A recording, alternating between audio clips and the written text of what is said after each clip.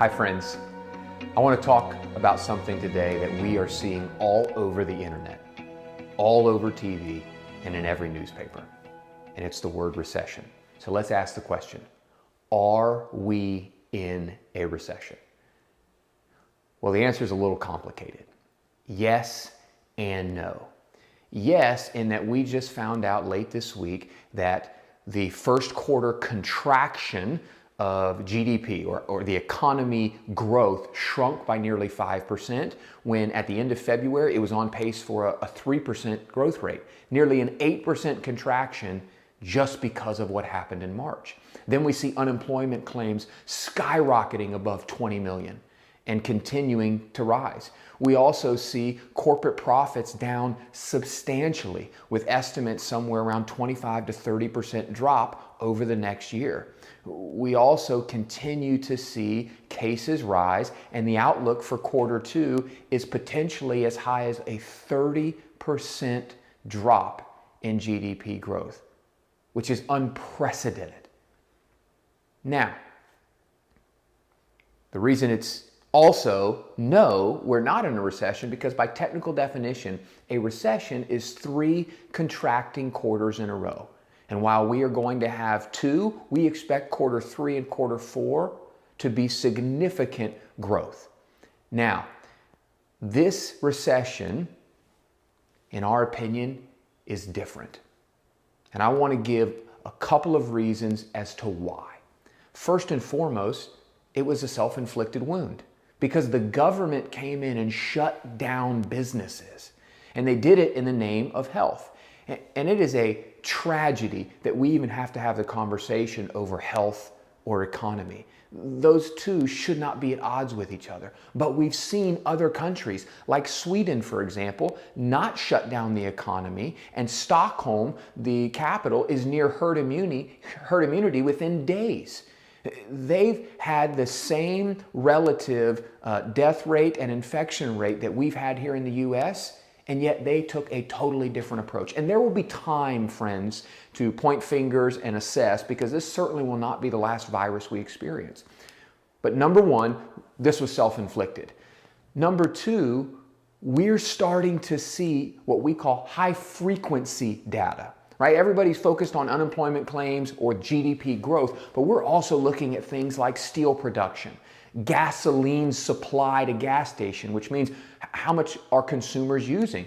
Also, TSA, how many people are starting to fly? Just last week, TSA's flights in 1 week were up 22%.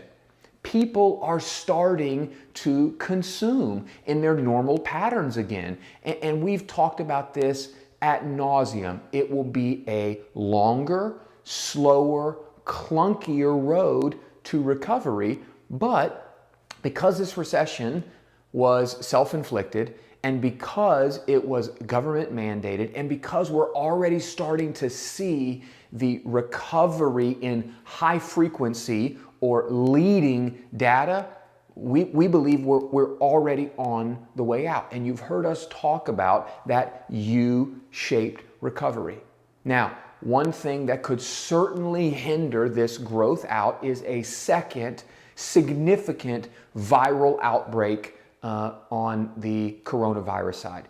Now, I'm not an epidemiologist, I'm not a vaccine specialist, no one in our office is, but we listen and talk to those that are experts. And what you're hearing from the media is a fear-based narrative. Right? On one hand, they say if you have antibodies, you could get it again. If you don't have it, you could get it. If you've already had it, you could get it again. What's the remedy? To test every American every day for the rest of our lives? That's not only plausible, but that creates a catch-22 fear. And so what we're expecting as economies begin to open up, and at this point, as I'm shooting this video, almost 16 states have set in motion plans to reopen the economy. And you've heard us say it. The best stimulus for the economy is the economy. And so while we do believe that it is an elongated bottom, and I want you to hear us on this bottom here is uncharted waters. We've never turned off the economy and tried to turn her back on. She's not a car. You don't cut her off and cut the engine right back on and drive off. It doesn't work that way. And so in this U-bottom process, even though we've had a V or a quick bounce off of our end of March lows, we do not think that indicates a continued straight line recovery. It will begin to flatline and be U. As we deal with small business owners, as we deal with unemployment issues, which we've already talked about, as we deal with the some states turning on, some states not turning on.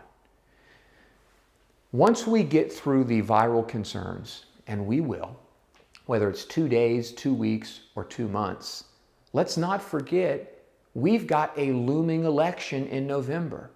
So the reason we're holding such significant cash balances is not because we don't believe in a recovery. It's not because we don't believe that in 12 to 24 months we'll be at or approaching new market highs. It's because of the unknowns in these uncharted waters that have us wanting to err on the side of caution. Now, let me give you a bit of optimism. And that's what I do want you to hear, is that we are cautiously optimistic as to where we are and where we're going. If you would have bought the NASDAQ on January 1st of 2018, through the end of this week, you're up 34%. We just lived through and are coming out on the other side, arguably the worst pandemic since the 1917-1918 Spanish flu. And here we are, up 34% in a year and a half on the NASDAQ. That is a testament to the resiliency and strength of the American economy, and it should be a vote of optimism and confidence as we continue to march forward. Let me leave you with this. 169 of the 500 companies that make up the S&P have reported Q1 earnings. Nearly 70% of them have beat performance estimates to the upside. We are cautiously optimistic, friends. We are positioned and ready to take advantage of the volatility in this U-shaped recovery and as we march towards the election. Thanks for watching. I'll see you next time.